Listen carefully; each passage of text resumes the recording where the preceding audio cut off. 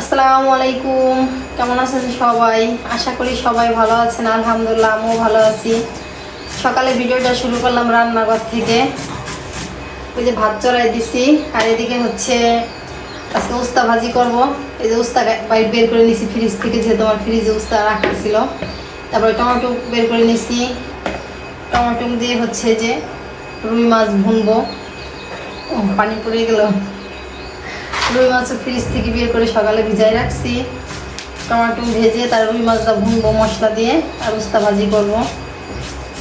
আর হচ্ছে গরুর গোশের তরকারি আছে, এই দিয়ে সকালের নাস্তা করবো আজকে। ভাত আর কালকে তো হয়েছে খিচুড়ি। রুটি বানাইতে চাইছিলাম, তো রুটি বানাবো না, ভাবলাম ভাতই রান্না করি।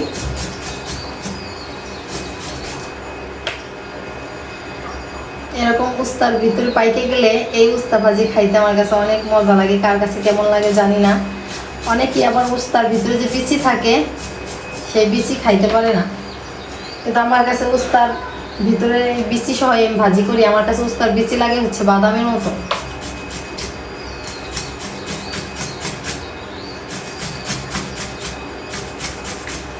পিছনে যে কারেন্টের চুলায় রান্না করতেছি, তো ইন্ডাকশনে রান্না করতেছি, শো শো শব্দ হইতেছে।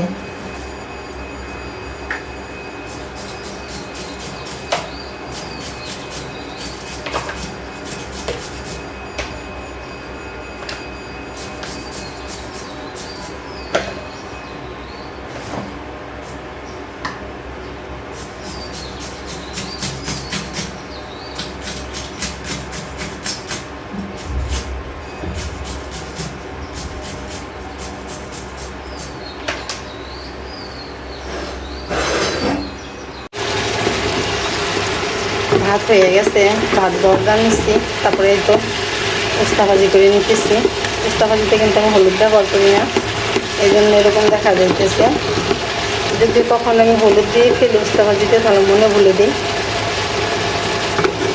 উস্তা ভাজিতে আমার কাছে মনে হয় কি হলুদ ছাড়া ভাজি করলেই মজা লাগে। রুই মাছের ভিতরে দেওয়ার জন্য যে ফ্রিজ থেকে ধনেপাতা বের করছি। এই ধনেপাতা কিন্তু রোজার শুরুতে আমার আনা, দেখেন ফ্রিজে ছিল দেখে, তাও এখান থেকে দুই একটা পাতা নিয়ে খাওয়া যাবে, বাইরে থাকলে তো শুটা হয়ে যেত। আর এই তো টমেটো আর কাঁচামরিচ কেটে নিচ্ছি, যেহেতু সব মশলা সব কিছুই বাটা আছে। মাছ ছুটছেন দেখি, অনেক সকালে ভিজাইছি তো এই জন্য মাছ ছুটে গেছে।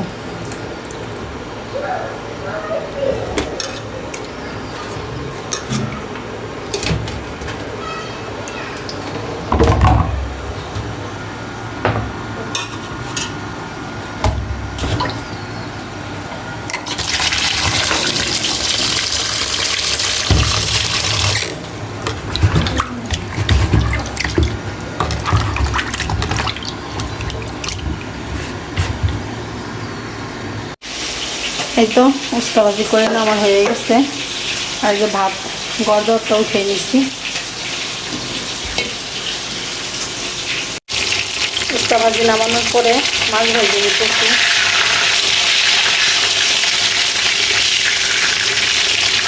না কেন না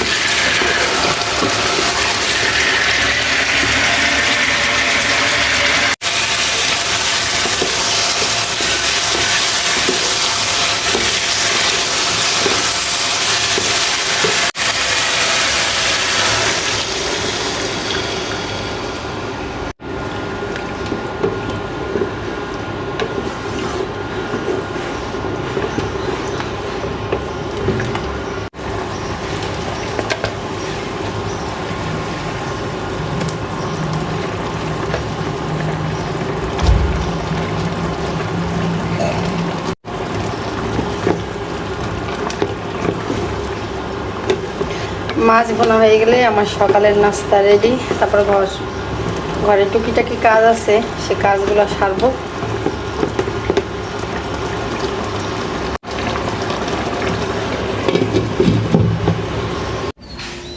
এই তো আমার মাছ বোনা হয়ে গেছে, ফাইনাল লুক আমার মাছ বোনার।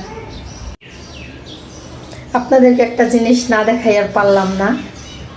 গতকালকে রাতে তো আমি সেটটা কিনে আনছি, আপনারা দেখছেন। আপনারা বলেন তো এখন আমি পড়ছি আমাকে কেমন দেখা যাইতেছে বা আমার সেটটা কেমন দেখা যাইতেছে, আপনারা একটু কমেন্টে জানান তো। গতকালকে তো দোকানে গেছি, এক দেখাতেই আমার এই সেটটা পছন্দ হয়ে গেছে। তারপর আমি কিনে নিয়ে চলে আসছি বাসায়। আমার মেয়ে কিন্তু তখন ছিল না আমার সাথে যখন আমি কিনে আনছি। বাসায় আনার পরে আমার মেয়ে বলতেছে একবার ভালো, একবার বলতেছে ভালো না। তাই আমি বললাম কিনে আনলাম, না পরেই যদি বলি ভালো দেখা যায় না। তার মতো এক দেখায় পছন্দ হয়ে গেছে। একবার আমি পরেই দেখি যে পরার পরে আমাকে কেমন লাগতেছে। তা পরছি আমি, যে দেখেন আমার কাছে তো মনে হইতেছে আমি পরছি পরে আমাকে ভীষণ ভালো লাগতেছে। আপনারা একটু একবার কমেন্ট করেন যে আমাকে কেমন লাগতেছে। হ্যাঁ, এই সেটটা পরার পরে আমার তো ভীষণ পছন্দ হয়েছে। এখন ও বলতেছে না আমার পছন্দ হইতেছে না, তুমি ফেরত দিয়ে অন্য একটা আনো। বললাম না, আমার এটাই আমার কাছে ভালো লাগতেছে। পড়ছি পরও কিন্তু আমার ঢোলা আমি পিটাইতেছি। পড়ছি পরও কিন্তু আমার কাছে আমাকে অনেক ভালো লাগতেছে যে না, সেটটা পরলে আমাকে খারাপ লাগবে না, ভালোই লাগবে, আমি সেটটা রেখে দেবো। আপনারা একটু কমেন্টে জানান কেমন লাগতেছে আমাকে সেটটা পরছি পরে।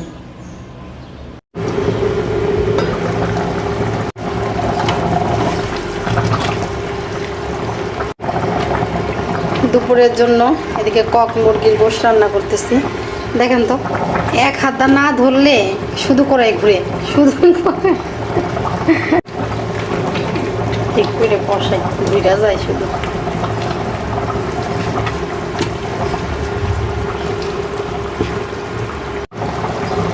টকবক টকবক করে জাল হইতেছে আর অনেকক্ষণ ধরেই সেদ্ধ করতেছি। আর কক মুরগির মাংস কিন্তু বেশিক্ষণ সেদ্ধ না করলে কিন্তু খাওয়া যায় না। অনেকক্ষণ পর্যন্ত সেদ্ধ করছি। এর এক ডেকচি ভরে দিয়েছিলাম পানি, এখন টানা এইটুকু হয়েছে, আরও টানাবো, তাহলে মোমের মতন সেদ্ধ হয়ে যাবে। সকালে ভাত রান্না করছি, সেই জায়গা থেকে অল্প কিছুটা ভাত ছিল, আমি সেটা বলে বেড়ে নিছি। এখন গোশত রান্না করার পরে আবার এই যে চাল ধুয়ে দেবো, পাতিলটা আজরাই নিছি। এখন ধোয়া দা নেবো পাতিল, তারপরে পাতিলে চাল ধুয়ে রেডি করে রাখবো, যেহেতু গোশের তরকারি হওয়া বেশি সময় লাগবে না। গতকালকে রাতে পিরিজে দই বাড়ছিলাম, তাই এই পিরিজটার দই কেউ খায় নাই। দেখি নর্মালে রাখলেও দই পানি হয়ে যায়, এই জন্য আমি করছি কি যে ঢিপে রেখে দিয়েছিলাম, যে কেউ খাইলো না আবার নর্মালে রাখলেও পানি পানি হয়ে যায়, তার থেকে ঢিপে রেখে দিই। তাই আমি ঢিপে রেখে দিয়েছিলাম। এখন এই যে ডিপ থেকে বের করে নিয়েছি খাওয়ার জন্য। টকটক লাগতেছে কেন, মানে দই কিন্তু ভালোর ভিতর দুইটা দই টকটক আছে না, সেরকম লাগতেছে।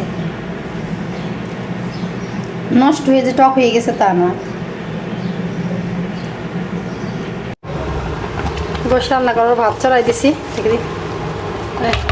ভাত হয়ে গেছে। ভাত চড়াই দিয়ে গোশ দিতে গেছিলাম, এদিকটা এসে দেখি ভাত হয়ে গেছে। ভাত গড়তে আর একটা জিনিস আপনাদের দেখাই, দেখেন আমার বোনরা আসছে আমার বাসায়, বাজার করে নিয়ে আসছে। মানে ওদের আসার পথে ঝাটুকদা বাজারে মানে হাট দেখছে, হাট থেকে ঝাটুকদা বাজারের হাট থেকে কত কিছু কিনে নিয়ে আসছে। দেখি এগুলো কত শশা নিচ্ছে, কত করে? হ্যাঁ, শশা নিয়ে আসছে, এরা 2 কেজি মনে হয়। এরা শশা নিয়ে আসছে, উস্তা নিয়ে আসছে, বেগুন নিয়ে আসছে, এই যে বেগুন, তারপরে কাঁচা টমেটো নিয়ে আসছে। আর এই যে আমার মেয়ের পছন্দের একটা খাবার আনছে, তরমুজ। জানে আমার মেয়ে অনেক পছন্দ করে তরমুজ, এই জন্য একটা তরমুজ নিয়ে আসছে। এই যে গতকালকে আমি বাসায় একটা তরমুজ আনছি, আমার মেয়ের খাইয়া মানে পছন্দ হয় নাই, কম পড়ে গেছে ওর ভাগে। এই জন্য আমার বোন বলছিল যে আমি একটা নিয়ে আসবানে, এই জন্য যে নিয়ে আসছে।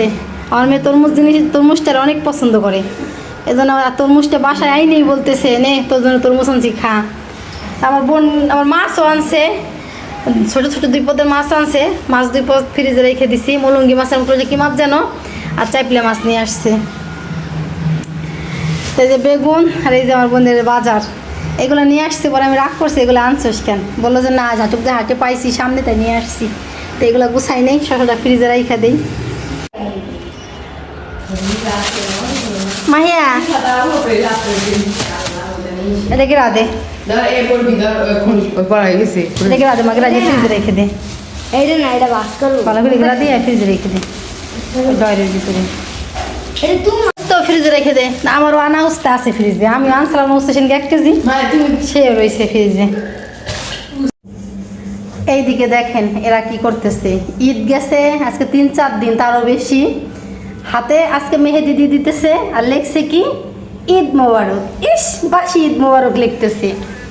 এই যে সুন্দর করে হাতে মেহেদি দেওয়া হইতেছে। কি এখন মেহেদি দিয়ে কি করবা? হ্যাঁ, ঈদ তো চলে গেছে, ঘরে মেহেদি থাকলে রুশ থাকে না, না হাতে মেহেদি দিতেই হবে। এক নাপিতে দিতেছে আর এক নাপিতে সাজাইতেছে। এদিকে আমি রেডি হয়ে পড়ছি, একটু বাজারে যাব। সেই বিকাল থেকে বলতেছি যাবো যাবো করে আর যাওয়া হইতেছে না, শুয়েই রয়েছি। মাগরিবের আজান দিয়ে দিছে, এখন লাভ দিয়ে শোয়ার থেকে উঠছি। জানলা আজান দিয়ে দিছে, তাড়াতাড়ি যাই। বিকেল বাজারে যাইতেই হবে, দরকার একটু কাজ আছে, যাইতেই হবে। যাবো আর আসবো, 10 মিনিটের কাজ না। আমার বাসার সামনে যাব হচ্ছে আমার ভাসুরের দোকানে, যাবো আর আসবো। বোরকা পরে হিজাব পরে রেডি হয়ে পড়ছি। তো যাই, আপনারা আমার সাথে চলেন।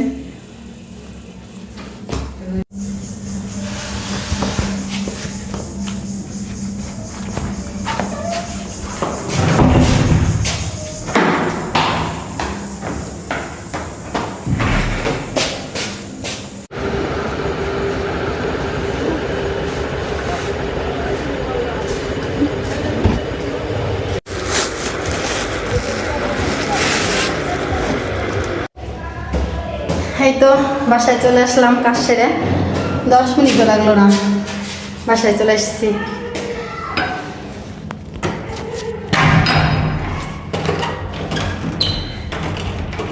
আমার গলার সাউন্ড থেকে দরজা খুলিনি, দরজা না করলাম না।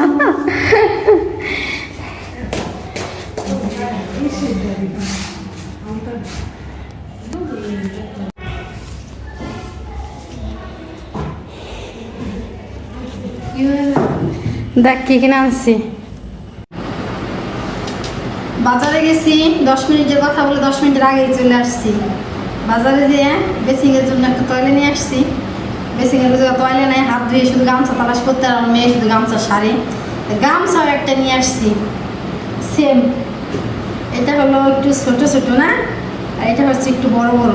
সেম এক গামছায় নিয়ে এসেছি, মামা ব্যাগের গামছা।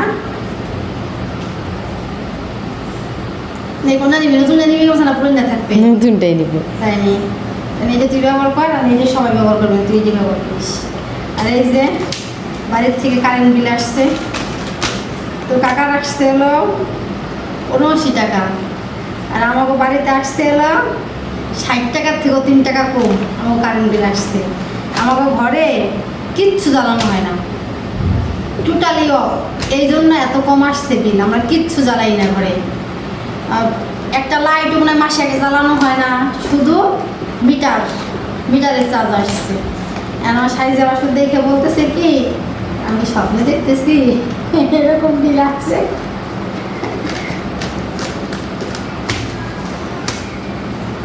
এই যে জায়গা ওই জায়গা লাগাই দিই, গামছাকে তুই ব্যবহার কর, আমরা নিয়ে যাই।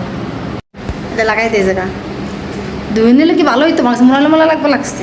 আমার কাছে মনে মনে লাগতেছে। লাগিয়ে রেখে থাক থাক শুনিস না। দাঁড়াও,